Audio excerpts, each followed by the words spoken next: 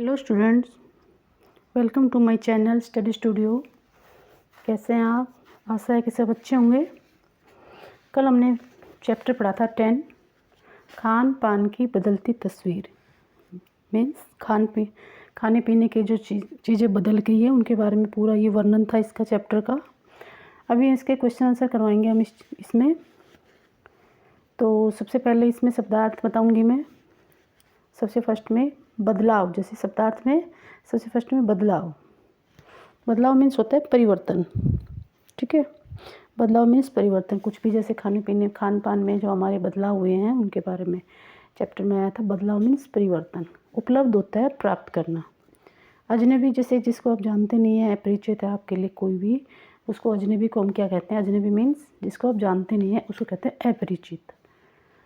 फुर्सत होता है खाली।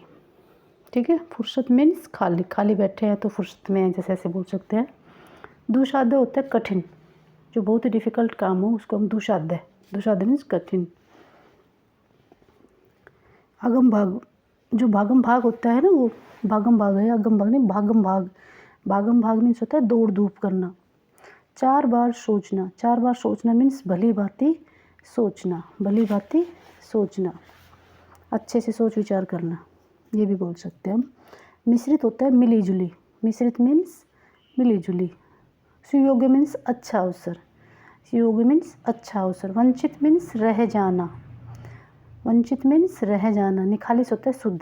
जैसे किसी में अशुद्धता होती है कि जैसे गोल्ड होता है, प्योर गोल्ड होता है, तो वो होते हैं शुद्ध प्योर गोल्ड।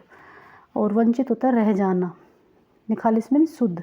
मसलन जैसे दुर्गति, बुरी हालत या बुरी गति। ठीक है, इसके ये तो है शब्दार्थ। इसके बाद शब्दार्थ के बाद हम करेंगे इसके कुछ डिफ़िकल्ट वर्ड है, कठिन शब्द, वो देखेंगे। फर्स्ट में है, सबसे पहले कठिन शब्द में आएंगे मिश्रित, स्थानीय, व्यंजन, संस्कृति, तैयार, प्रसिद्ध, सीमित, मौजूद। ये कुछ डिफ़िकल्ट वर्ड है इस चैप्टर के। और भी बहुत सारे हैं, लेकिन आप इनको एक बार ज़रूर लिख के देखना। ठीक है, यही है इसमें मेन तो, और ये इसके मेन शब्दार्थ है। इसके बाद इसके क्वेश्चन आंसर आते हैं यहाँ से, पेज नंबर 68 बुक में, पेज नंबर 68 वसंत। तो फर्स्ट क्वेश्चन है इसका निबंध से। ये निबंध है, मैंने बताया था कल। तो ये है इसमें फर्स्ट में, खान पान की मिश्रित संस्कृति से लेखक क्या मतलब है? खान पान की मिश्रित संस्कृति से लेखक का क्या मतलब है? और अपने घर के उदाहरण देकर इसकी व्याख्या करें। तो सबसे पहले क्या करेंगे हम इसके क्वेश्चन आंसर में, खान पान की मिश्रित संस्कृति से लेखक क्या मतलब है। देखो, खान पान की मिश्रित संस्कृति क्या है, तो इसमें आंसर में डालेंगे हम।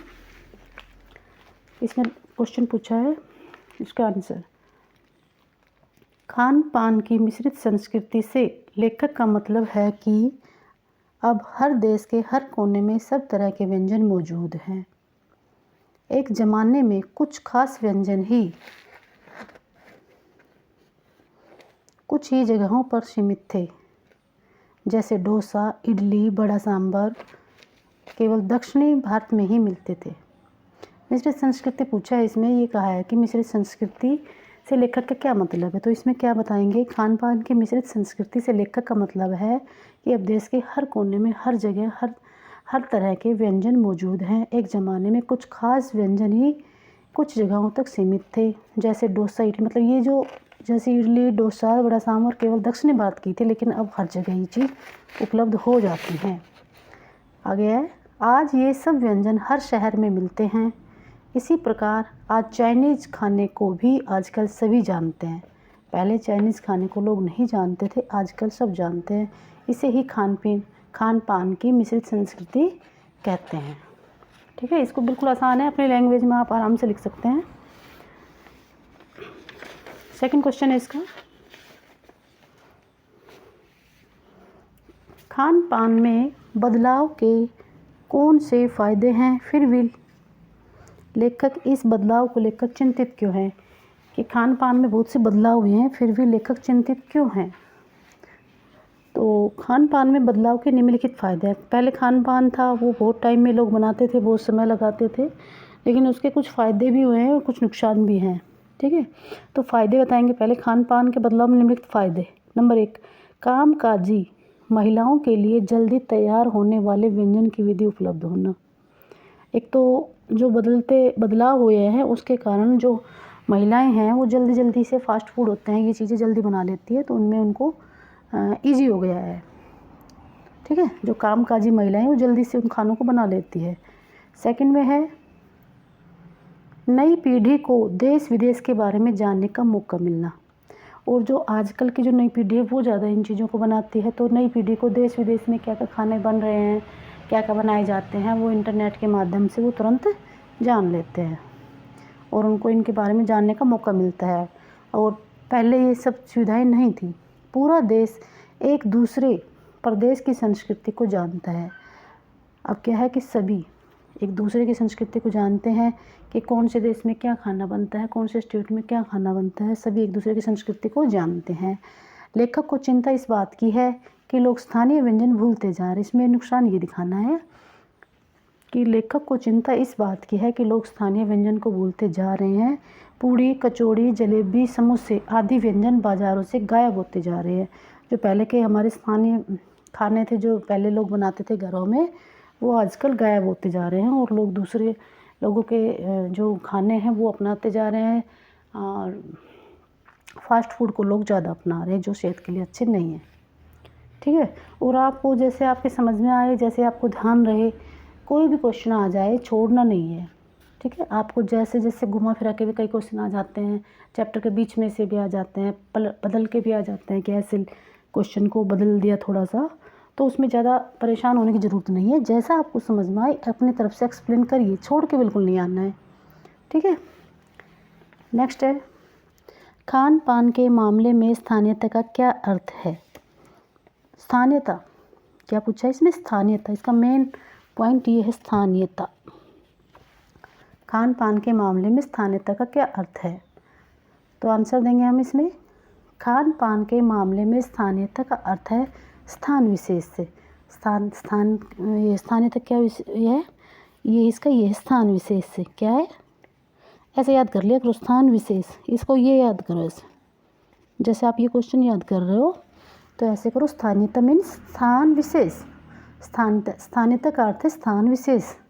उदाहरण के लिए मथुरा में पेड़े मिलते थे पहले, बंगाल में रसगुल्ले, आगरा का पेठा, बीकानेर की भुजिया आदि, ये अपने ही स्थान पर पहले मिलते थे। आजकल तो सब जगह मिल जाते हैं, बीकानेर की भुजिया आप यहाँ भी खाते हो, बट क्या था कि पहले अपने ही स्थान पर वो चीज़ें मिलती थी और वहाँ फेमस होती थी और वो टेस्टी भी बहुत होती थी। लेकिन आजकल ये इतना तो टेस्ट रहा है और हर जगह ये प्रोवाइड होने लगी है। ठीक है, स्थानीयता मतलब स्थान विशेष से है। ठीक है, तो ये चीज़ बता रखी है ना। उदाहरण के लिए मथुरा के पेड़े, बंगाल के रसगुल्ले, आगरा का पेठा, बीकानेर की भुजिया आदि, ये चीज़ें पहले स्थान विशेष तक ही सीमित थी, अपने स्थान विशेष तक ही सीमित थी। अब ये हर स्थान पर मिलने, मैंने भी ये बताया पहले ये कहाँ थी, स्थान विशेष तक सीमित थी, अब ये हर स्थानों पर मिलने लगी है। ठीक है, ये है स्थानीयता का अर्थ। नेक्स्ट है घर में बातचीत करके पता कीजिए कि आपके घर में क्या चीज़ें पकती हैं। ये क्वेश्चन खुद से ही करना है बच्चों को। और क्या चीज़ें बनाई जाती हैं, बनी बनाई बाज़ार से आती है, क्या तो घर में पकाई जाती है और क्या बनी बनाई बाज़ारों से आती है।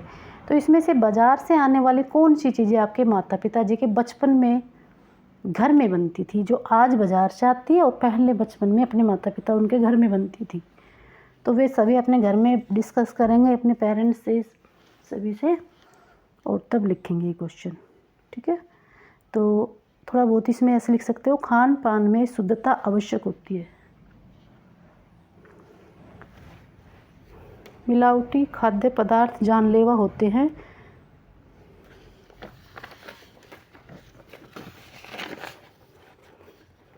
अशुद्ध व बासी भोजन से फूड पॉइजन हो जाते हैं, इससे व्यक्ति को स्वास्थ्य प्रभावित होता है। ये तो लिखनी है। इसके अलावा आप अपनी मर्ज़ी से भी अपने घर में डिस्कस करके ये बातें लिख सकते हो कि क्या क्या बनाई जाती है और क्या क्या बाज़ार से लाई जाती हैं। ठीक है, और ये लिखना है खान पान में शुद्धता आवश्यक होती है और मिलावटी खाद्य पदार्थ जानलेवा होते हैं। अशुद्ध और बासी भोजन से फूड पॉइजन हो जाता है, इससे व्यक्ति को स्वास्थ्य प्रभावित होता है। बाकी आप इसमें अपने घर से डिस्कस करके लिखना है। नेक्स्ट क्वेश्चन है यहाँ से, ये तो हो गया ना, ये तो हो गया। इसके बाद ये है, यहाँ खाने पकाने और स्वाद से संबंधित कुछ शब्द दिए गए हैं, इन्हें ध्यान से देखिए और इसका वर्गीकरण कीजिए। उबालना, तलना, भूनना, सेकना, दाल, भात, रोटी, पापड़, आलू, बैंगन, खट्टा, मीठा, तीखा, नमकीन, कसेला। कसेला होता है कड़वा, कसेला मीन्स कड़वा। तो यहाँ 3 पार्ट बनाए हैं। भोजन, उस भोजन कैसे पकाया जाता है, क्या उसका स्वाद होता है। ठीक है, तो भोजन में कौन कौन से भोजन है देखो, ये तो उबालना, तलना, भूनना, सेकना नहीं। दाल, भात, रोटी, पापड़, आलू, बैंगन, ये तो यहाँ पे लिख देना है। ठीक है, जो चीज़ें खाने की है, भोजन है, वो यहाँ लिख देना है। इनको कैसे पकाया जाता है, तो दाल को उबाला जाता है, इसका टेस्ट कैसा होता है, नमकीन होता है। भात चावल होते हैं, चावल को उबाला जाता है, इसका टेस्ट मीठा होता है। जो टेस्टलेस चीज़ें होती हैं जैसे रोटी है वो भी टेस्टलेस है, चावल है वो भी टेस्टलेस है, तो उनका मीठा लिखेंगे। भात को मीठा, रोटी को सेका जाता है, टेस्टलेस होती है तो इसको मीठा। पापड़ होता है सेकना, पापड़ को सेका जाता है, नमकीन होता है। आलू को उबाला जाता है, आलू भी मीठा होता है। बैंगन होता है, भूनना पड़ता है इसको, और इसका कसेला होता है टेस्ट, ये कसेला, ये कड़वा टेस्ट होता है। बस इतना ही था, इसमें कुछ खास नहीं है। ठीक है, चैप्टर कंप्लीट हो गया। अगर वीडियो आपको अच्छी लगी है तो लाइक एंड सब्सक्राइब कीजिए, और कल इसका नेक्स्ट चैप्टर करेंगे। नेक्स्ट चैप्टर आ रहा है इसका नीलकंठ। इनमें से ये जो बचे हुए हैं इससे कुछ भी खास नहीं है। इस तरह के क्वेश्चन पेपरों में नहीं पूछे जाते, जैसे ये भी है और ये भी है, इस तरह क्वेश्चन पेपरों में नहीं आते, इनमें से आएंगे। और कुछ छोटे क्वेश्चन बन रहे थे 2-3, वो देखते हैं। हाँ, ये तो इसका राइटर का नाम, अतिरिक्त प्रश्न बन रहे हैं। खान पान की बदलती तस्वीर के लेखक कौन है, तो प्रयाग स्कूल है, ये बताया था फर्स्ट में हमने। सेकंड पे है, पिछले कितने वर्षों से हमारी खान पान की संस्कृति में बदलाव आया है, तो पिछले चैप्टर में स्टार्टिंग में ही है, फर्स्ट लाइन में 10-15 वर्षों से। ठीक है, और आगरा की प्रसिद्ध मिठाई कौन सी है और बंगाल की कौन सी है, ये भी आ सकते हैं 1 नंबर के क्वेश्चन में। तो आगरा की प्रसिद्ध मिठाई कौन सी है, पेठा। और बड़े शहरों में किसका प्रचलन बढ़ा है, फास्ट फूड का। बड़े शहरों में किसका प्रचलन बढ़ा है, फास्ट फूड का। और क्वेश्चन ये भी बन रहे हैं, 1-2 क्वेश्चन ये भी हो सकते हैं, जैसे मुंबई में पाव भाजी प्रसिद्ध है, यहाँ पे मुंबई में पाव भाजी और दिल्ली में कुलचे, एक तो ये बनता है। ठीक है, और एक ये बन रहा था इधर, फास्ट फूड में जैसे कौन से आते हैं, तो नूडल्स आदि चीज़ें आती है फास्ट फूड में, ये सब पता है सबको, चाइनीज़ नूडल्स।